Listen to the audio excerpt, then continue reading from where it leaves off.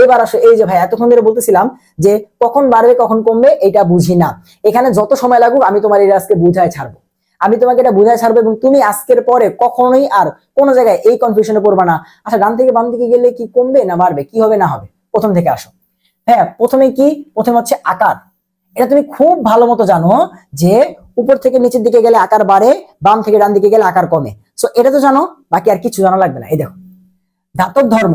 তুমি আমার বলো ভাই, ধাতুগুলা কোন দিকে থাকে? প্রথম দিকে। অধাতু কোন দিকে থাকে? শেষের দিকে।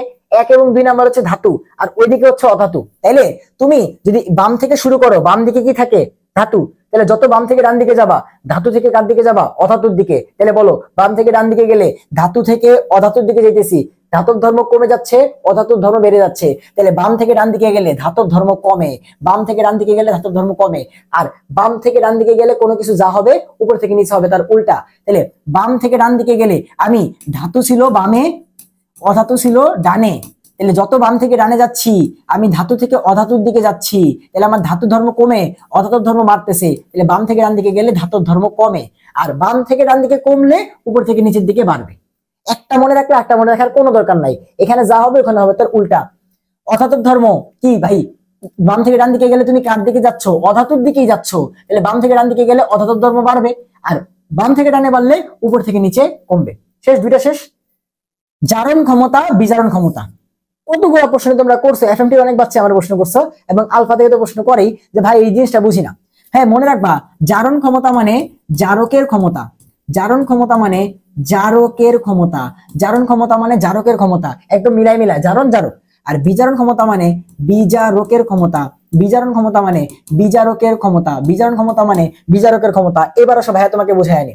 দেখো, প্রথম দিকের যে মৌলগুলো আছে, এই দিকের যে মৌলগুলো আছে সেগুলা কি? ইলেকট্রন দান করতে পছন্দ করে, ইলেকট্রন ছাড়তে পছন্দ করে। তাহলে এগুলা কি? বিজারক না? যারা ইলেকট্রন ছাড়ে তাদেরকে আমরা কি বলি? বিজারক। আর এই দিকের মৌলগুলা কি করে? ইলেকট্রন নিতে পছন্দ করে, তাহলে এরা কি? জারক না?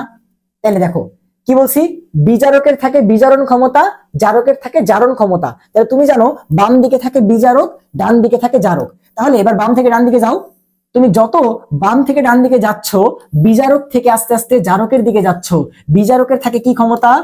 বিজারণ ক্ষমতা। বিজারকের কি থাকে ভাইয়া? বিজারণ ক্ষমতা। জারকের কি থাকে ভাইয়া? জারণ ক্ষমতা। জারকের কি থাকে ভাইয়া? জারণ ক্ষমতা। তাহলে তুমি যত বাম থেকে ডান দিকে যাচ্ছ, বিজারণ থেকে জারণের দিকে যাচ্ছ, তাহলে বাম থেকে ডানে গেলে জারণ ক্ষমতা বাড়ে, বিজারণ ক্ষমতা কমে। বাম থেকে ডানে গেলে বিজারণ থেকে জারণের দিকে যাচ্ছি, তার মানে জারণ বাড়তেছে। বাম থেকে ডানে গেলে জারণ বাড়ে, তাহলে উপর থেকে নিচের দিকে জারণ কমে। আবার বাম থেকে ডান দিকে গেলে বিজারণটা কমতেছে, তার মানে উপর থেকে নিচের দিকে গেলে বিজারণটা বাড়বে। দেখো সিম্পল এটাই লেখা আছে যে জারণ ক্ষমতা মানে কি? বাম থেকে ডান দিকে গেলে বাড়ে। কারণ কি? তুমি জারকের দিকে যাইতেছো, জারকের দিকে যাইতেছো, জারক গুলো আছে ডানে, তাহলে বাম থেকে যত ডানে যাবো ডানে, তাহলে জারক বাড়বে। আর বাম থেকে ডানে বাড়লে উপর থেকে নিচে কমবে।